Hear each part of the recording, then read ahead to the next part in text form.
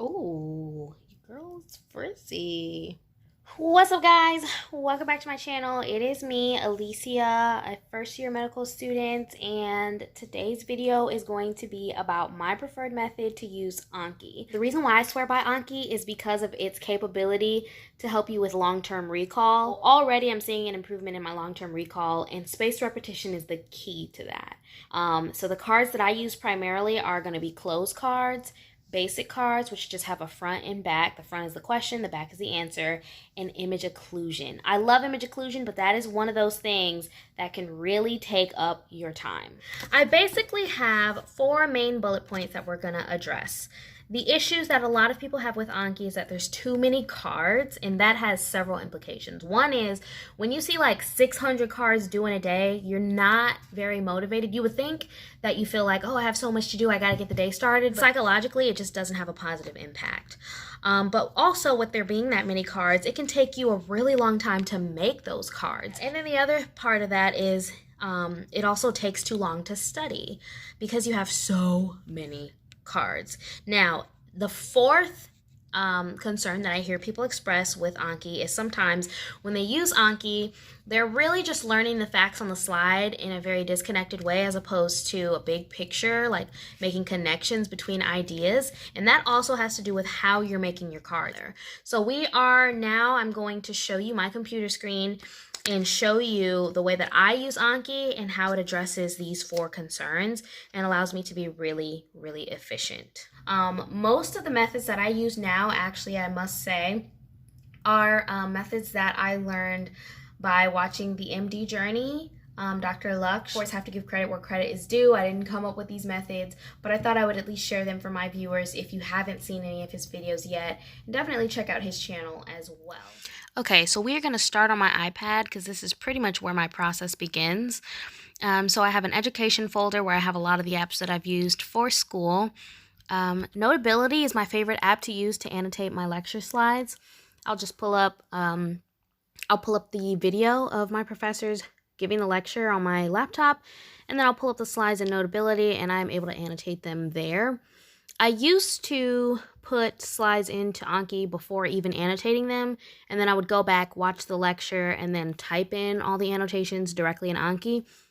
But I found that I really need to see my notes right next to whatever they pertain to on each individual slide, as opposed to just general statements about the entire slide that aren't really linked with, specific parts of the slide.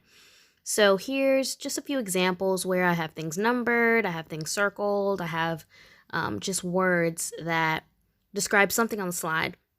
And so instead of just putting them all kind of in one block of text, I really like to have this all done on the lecture slides before I even import them into Anki. And another thing that I like to do is for some slides like this one that only have a picture and a process, I'll create a question based on that. And so the question here is, how is cargo passed between compartments? And you try to ask the types of questions that will be like big picture questions, conceptual questions that you'll need to know to answer most of your test questions. So this just shows you kind of what I like to go in and do first before starting my Anki process. I also like to color code. So red is usually anything that the professor emphasized. Orange, I will usually use that for clinical findings. So either a clinical relevance, or if there's some kind of like genetic relevance, or if there are specific symptoms, just things like that. So color coding really helps. Alright guys, so the first thing that I want to show you is how I use the image occlusion tool in Anki.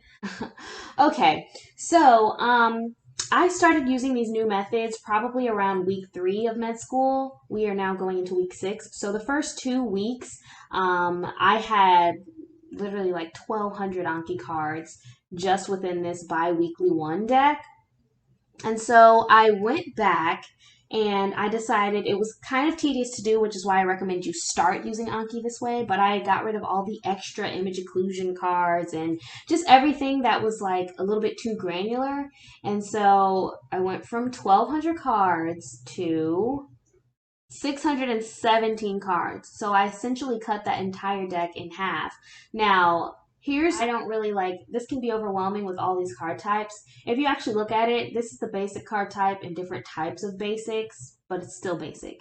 Clothes and different types of clothes, image occlusion, different types of image occlusion. As a general rule, I just always use the first one on the list. It's the basic one, honestly. But here, change to image occlusion. And I also recommend you get some kind of snipping tool if your laptop is not already equipped with one. And I will take this entire image, right click paste, or you can do Control V if you like keyboard shortcuts. Right click again, occlude image. So, as you can see, this card has the potential, or this image has the potential to generate at least 1, 2, 3, 4, 5, 6, 7, 8, 9, 10, 11, 12, 13 cards. But in this case, let's say these were the things I thought were important. Okay, this is going to generate 5 cards. Use the hide all guess one functionality. So you see 5 cards were added. Now what I'm going to go do is browse, and we can see. So we have 5 cards now. So I will only keep one of these cards. So I will take the second one down to the end. You can press shift and then click the last one, and it will select all of them. And I delete. So now down here it'll show you the question mask, and it'll show you which blank is going to be highlighted, and under answer mask, that's what we want. So as you can see here, there's only 4 blanks here now, which means they took the first blank off. So that's the only term that's going to be revealed to you. In order to make this reveal all of the terms at once, you need to click in this answer field. Sometimes the cursor doesn't show up, and if it doesn't, I will just kind of highlight there. And you need to take off all of the blanks. This means that now when they show you the answer, there will be no blanks, so everything will be revealed. So what is this going to look like? Well, let's see. Study now. We have our image here, we have our blanks, and when I hit my space bar, it shows me everything. So instead of making 5 cards, I have just 1 card. Now, the question becomes, well, how do you study from this? There's just so much to learn in one pass. Well, I don't learn it in one pass. When I see this card the first time, I choose to focus on one thing or whatever I was able to remember just from making this card. So if I remember diaphragm the first time, great. Now I'm going to learn, okay, this is the liver, and I'm going to hit again.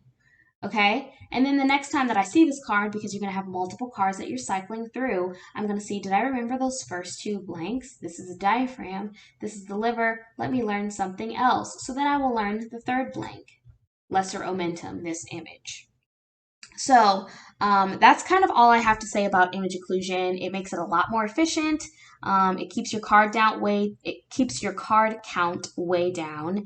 And so now this kind of connects to the next idea that I want to share with you guys, and that's using entire slides for your Anki cards. If you have a slide that has a lot of information on it, and you could easily take bits and pieces of the information on the slide and make individual cards out of it, but again, that increases your card count, and sometimes, depending on what type of thinker you are, you might learn an individual fact about the inferior oblique, but not necessarily how all of these muscles work together, how the H test works, how you test each muscle. That you could make 5 or 6 questions out of this slide. But the way that I found to be more efficient and effective is, and I'm going to change this to a basic card, because this is really just going to be a front and back. I essentially make kind of a story out of the slide. Because we do better with just talking about stories or talking about things that are interconnected as opposed to memorizing facts. So I'm going to go ahead and snip this slide and make that the back of the slide. Eventually that's going to be revealed to me. So now I look at this slide and I say, what questions could I ask? Now, if you really, really want to maximize your efficiency, you could literally just take this title and make that the front of the card. And so when you see the card, what are you going to see? You're going to just see H test for orbital muscles and cranial nerves. And you could just explain the entire H test, how it works, what muscles are included, what directions the muscles move the eye in, and just make sure that you've gotten all the details on this slide. Some people, however, actually need to see things in a question and answer format. It's weird, like I was kind of that way in undergrad. Now I've kind of transitioned more to just like seeing a topic and speaking to it. But if you are that type of learner, here's what you can do. You can look at this slide and ask yourself, or say, discuss the H test, the muscles involved, and the primary and secondary movements of each muscle. All right, we were interrupted there, but I've gone ahead and filled in the rest of the questions. So I left off with describe the primary and secondary movements of each muscle, explain the direction in which you would move the eye to test each muscle. So this way you are like the questions are clearly laid out before you to try to keep you from forgetting certain parts of the slide that are really important. And then all of the information you really need to answer these questions is on the back of the card. So that's essentially the method that I try to use when I am making Anki cards, because it keeps it really succinct, and again, it keeps the card count down. Another thing that I like to do is try to find opportunities where I can put multiple slides in one Anki card. So I have an example. Alrighty. Alright, so the bones I have here, name the bones of the orbit. And I could just stop there and just say, okay, well, here they are. There's their relative positions. But I could go even further, because this slide is also very much related to the one we were just looking at. This one tells, okay, what are these openings in these bones of the orbit? Where are these openings located, and what's going through these openings?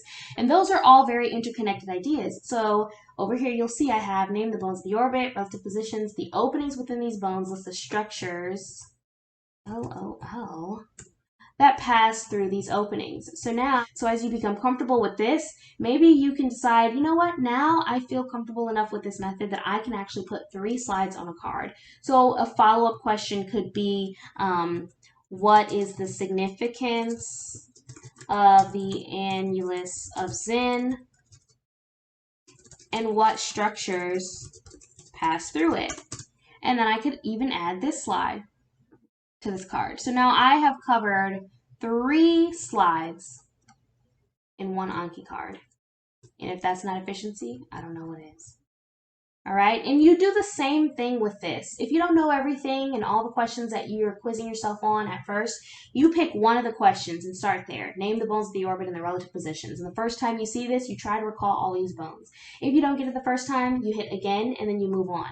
Another reason why that helps to save you time is because you're not spending, 2 minutes looking at a card kind of trying to recall everything. You're spending like 10 seconds trying to see, do I remember what this bone is called? If not, let's see it again and learn this bone. So that is pretty much all that I have for you guys today. I just wanted to share these few methods that I use that have really been game changers for me, because I want anyone who wants to use Anki, or at least give it a try, to use it in the most efficient way possible. And that's not to say that what I've showed you is the most efficient. Those are just some things that I have changed about my usage that have upped my efficiency. There are tons of people out there who are vloggers, and they share some of their methods with Anki, and just the more you can learn about how to really become efficient, the better. So just check out anybody who really has a video and see if they share something with you that you find helpful. So this brings me to the end of this video. Thank you so much for watching. If you have any additional questions, please leave them down below. Don't forget to like, comment, subscribe, and share, and I will see you in the next video. Bye. If God got me, then I got you.